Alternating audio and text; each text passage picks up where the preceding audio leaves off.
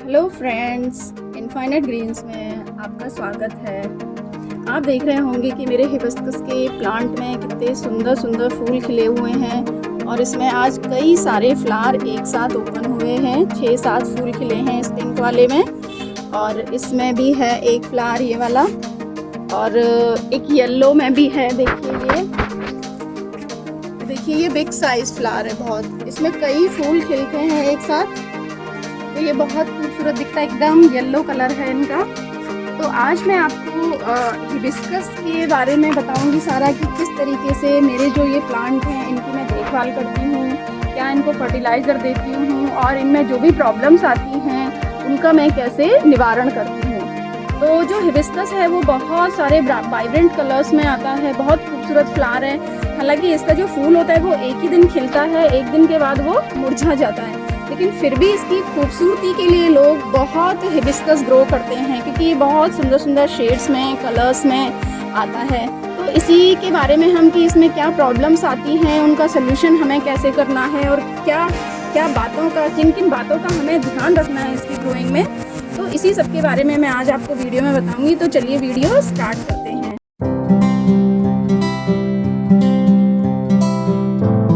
तो फ्रेंड्स, जो हिबिस्कस है उसमें अभी तक मैंने जो फेस करी हैं वो 2 प्रॉब्लम सबसे ज़्यादा मेरे सामने आई हैं इनकी ग्रोइंग में। और भी गार्डनर्स का मैंने देखा है कि लोग कई बार सवाल पूछते हैं उनके बारे में।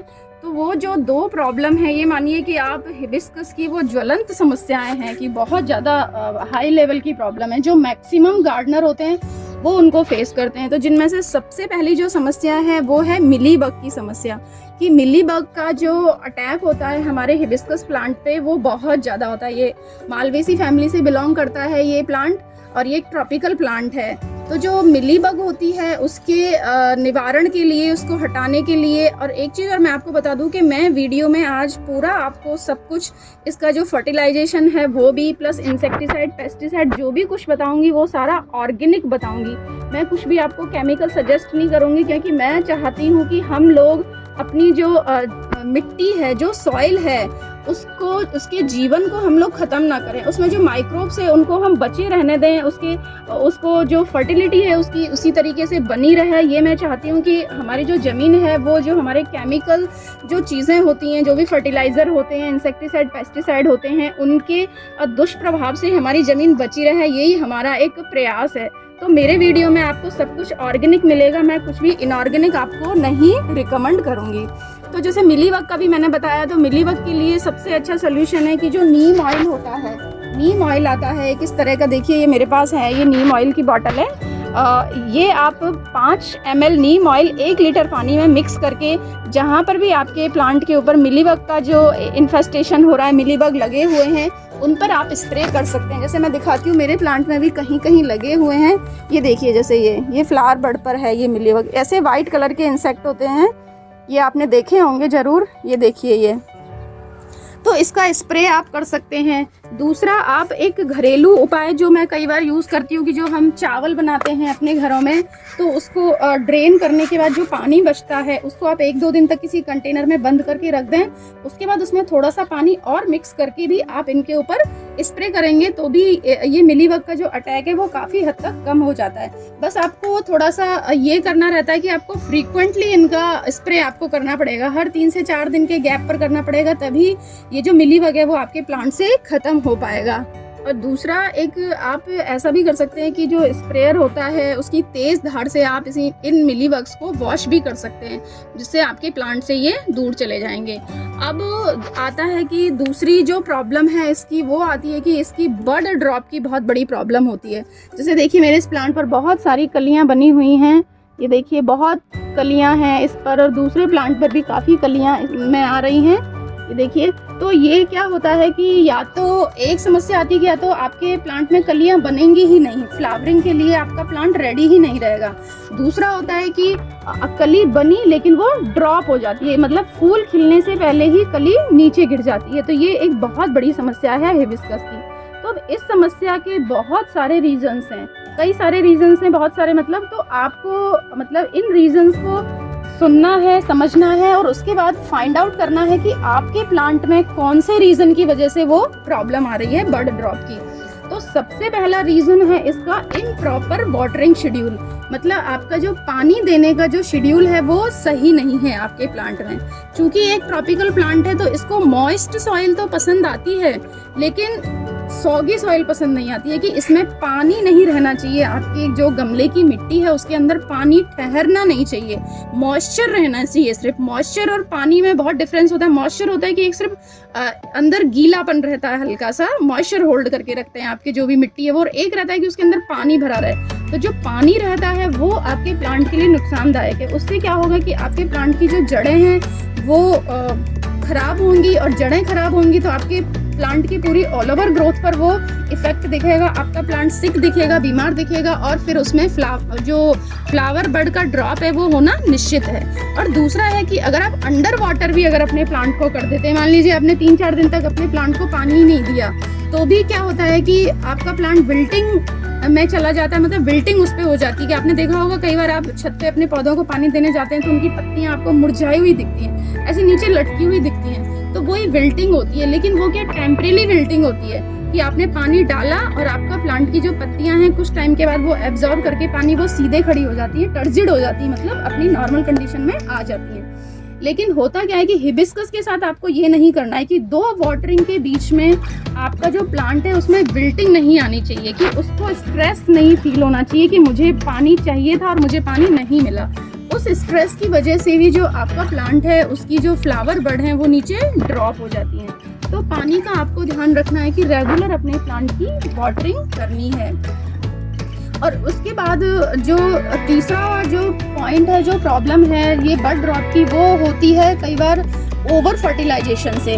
जैसे कई लोगों की आदत होती है कि भर भर के अपने पौधों में खाद देते रहते हैं, लिया वर्मी कंपोस्ट दिया, कभी गोबर की खाद डाली, कभी लिक्विड फर्टिलाइजर डाला, मतलब बहुत ज़्यादा ओवर फर्टिलाइज अपने प्लांट्स को लोग कर देते हैं। तो उसकी वजह से भी बड ड्रॉप होता है। तो उसकी वजह से क्यों बड ड्रॉप होता है, उसका ये रीज़न है कि आप बहुत ज़्यादा अगर खाद अपने प्लांट को देंगे, कई लोगों को पता ही नहीं होता NPK 3 जो मेजर न्यूट्रिएंट होते हैं उनके बारे में।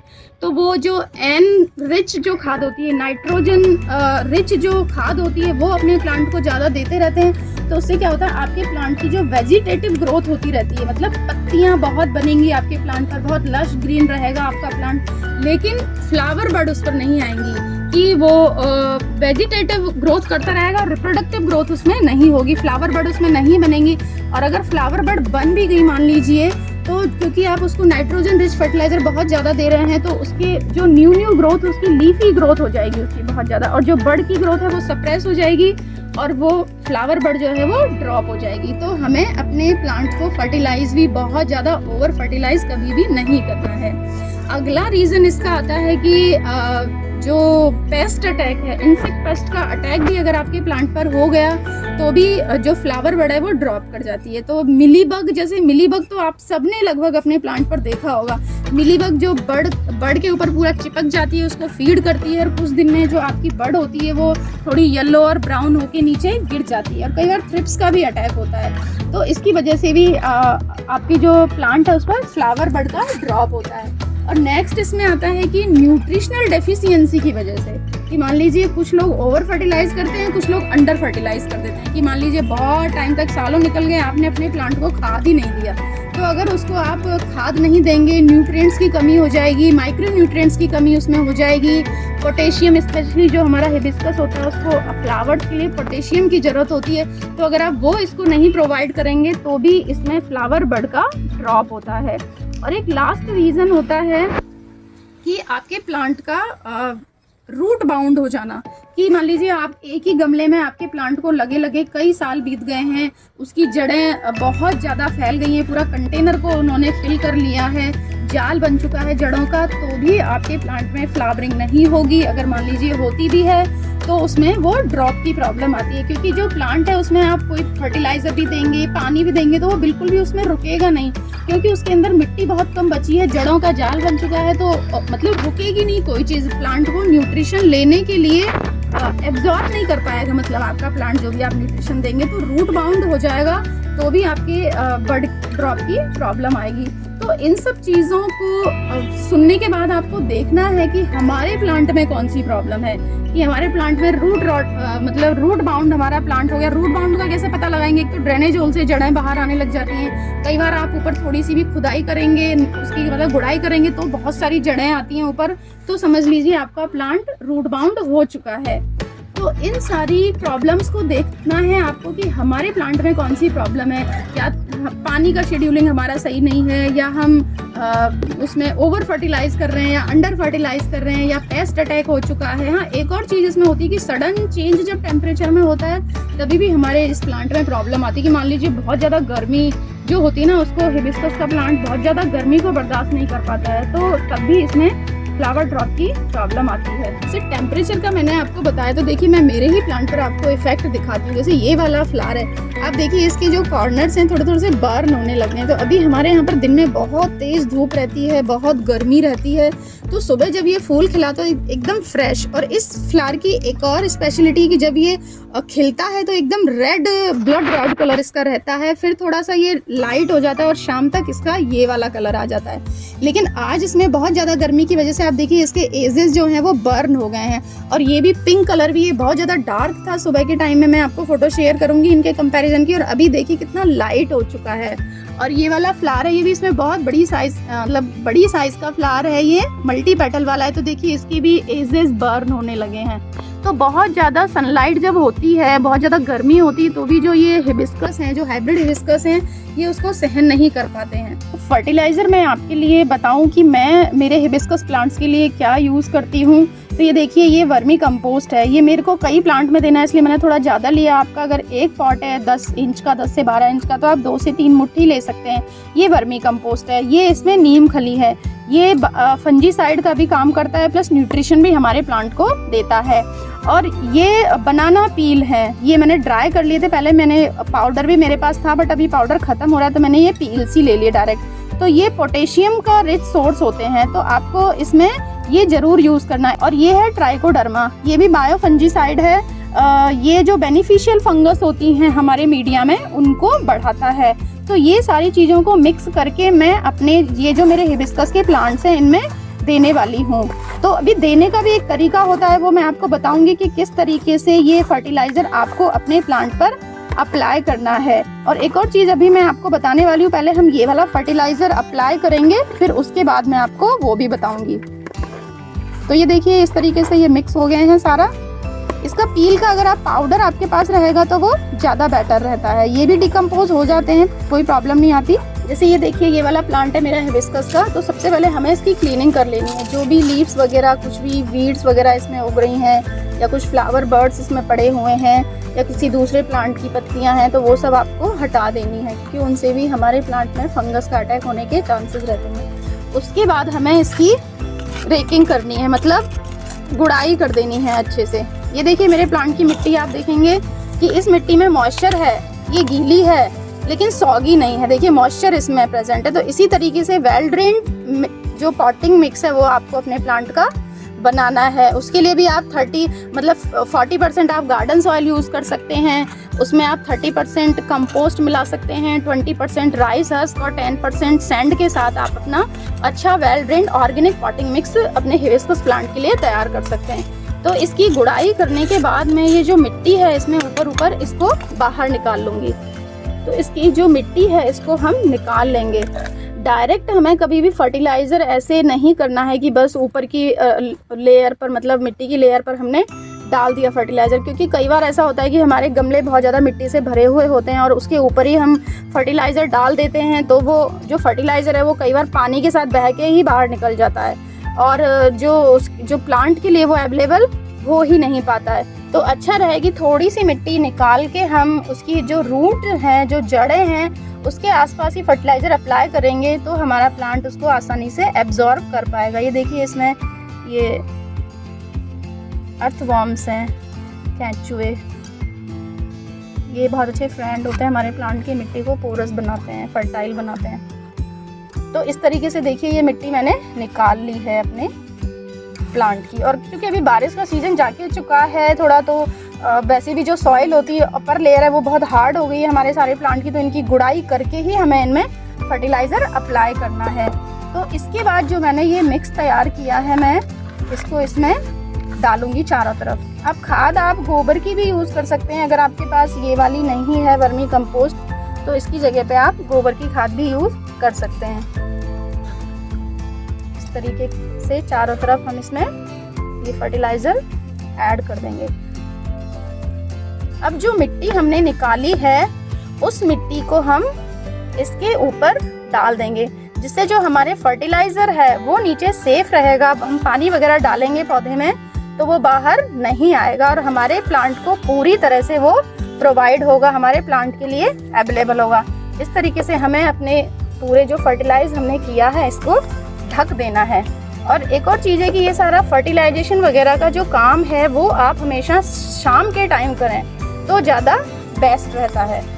अब इसके बाद एक और चीज़ जो मैं आपको बताने वाली थी वो थी कि इसमें हम सीवीड का यूज़ करते हैं। ये देखिए ये है सीवीड एक्सट्रैक्ट, तो ये ग्रैन्युलर फॉर्म में भी आता है, प्लस मेरे पास इसका लिक्विड है। अगर आपके पास ग्रैन्युलर वाला है तो आप उसको भी मिट्टी में 1 से 2 चम्मच मिला के अपने इसी तरह से फर्टिलाइजर्स के साथ मिला के मिट्टी में अप्लाई कर सकते हैं। और अगर आपके पास लिक्विड वाला है तो इसका 2 ml आप 1 लीटर पानी में मिलाएं। तो देखिए ये स्प्रेयर है, ये देखिए ये सीवीड है, इसका 2 ml हम इसमें डालेंगे। इसलिए बहुत ज़्यादा बहुत कम डलता है, ये आप एक बार ले लेंगे तो बहुत टाइम तक आपके ये चलता रहेगा।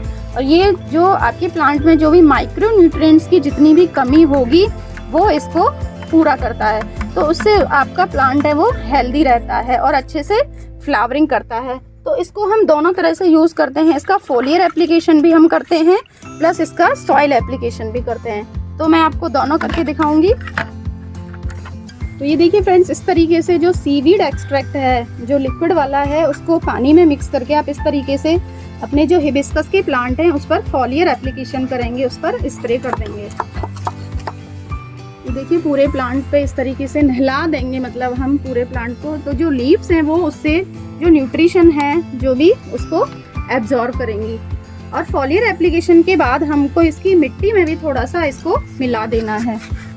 ये देखिए ये जो सीवीड का हमने लिक्विड बनाया था तो आप सिंपल पानी से वाटरिंग करने के बजाय इससे आप वाटरिंग कर सकते हैं अपने प्लांट को फर्टिलाइज करने के बाद इस तरीके से। ये जो एक डेड हेडिंग जो होती है, जो स्पेंट फ्लावर होते हैं, उनको भी हमें टाइम टू टाइम अपने प्लांट से हटा देना है, जिससे कि हमारा जो एनर्जी है वो ये फ्लावर ये इस पे लगा रहेगा, इसको अपने आप हटने में काफ़ी दिन लग जाते हैं। तो आपको डेली बेसिस पे इनको हटा देना है, जिससे हमारी जो न्यू बर्ड फॉर्म हो रही हैं, देखिए इसमें न्यू बर्ड्स बन रही हैं, इनको ही सारी जो न्यूट्रिशन है, जो एनर्जी है वो प्लांट की वो मिले। ये जो स्पेंट फ्लावर है ये हमारे प्लांट की एनर्जी को ना ले, तो आपको इनको हटा देना है। और एक और चीज़ है, जो हिबिस्कस होता है उसमें हमेशा जो न्यू ग्रोथ होती है, जो फ्लावरिंग होती है ना, वो न्यू ग्रोथ पर होती है। आपने देखा होगा अपने प्लांट्स में कि हमेशा टिप्स पर फ्लावर लगते हैं। इसमें देखिए जैसे यहाँ पर ये है, यहाँ पर ये वाला है, ये देखिए टिप्स पर बडिंग है हमेशा, ये देखिए ये टिप पर बडिंग है, इनमें भी देखिए ये। तो आप इसकी हल्की हल्की, मान लीजिए सारी फ्लावर बर्ड आपकी आके खिल के ख़त्म हो चुकी हैं, तो आप इसकी थोड़ी थोड़ी यहाँ से प्रूनिंग भी कर सकते हैं टाइम टू टाइम। तो इससे आपकी जो ब्रांचिंग है वो इंक्रीज होगी और आपका प्लांट बुशी होगा और ज़्यादा फ्लावरिंग भी करेगा। आई होप फ्रेंड्स मेरा ये वीडियो आपके लिए बहुत हेल्पफुल होगा। आप अपने हिबिस्कस प्लांट में आइडेंटिफाई कर पाएंगे कि हमारे प्लांट को कौन सी प्रॉब्लम है और उसका सॉल्यूशन भी आप कर पाएंगे। तो अगर आपको मेरा ये वीडियो अच्छा लगा तो आप मेरे चैनल को सब्सक्राइब करें, वीडियो को लाइक एंड शेयर करें और बेल आइकन को ज़रूर प्रेस कर लें, जिससे आने वाले वीडियोज़ की नोटिफिकेशंस आप तक पहुँचते रहें, आपको मिलते रहें। और अगर आपकी कोई भी क्वेरी है तो उसको आप कमेंट बॉक्स में डालें। Thanks for watching, happy gardening.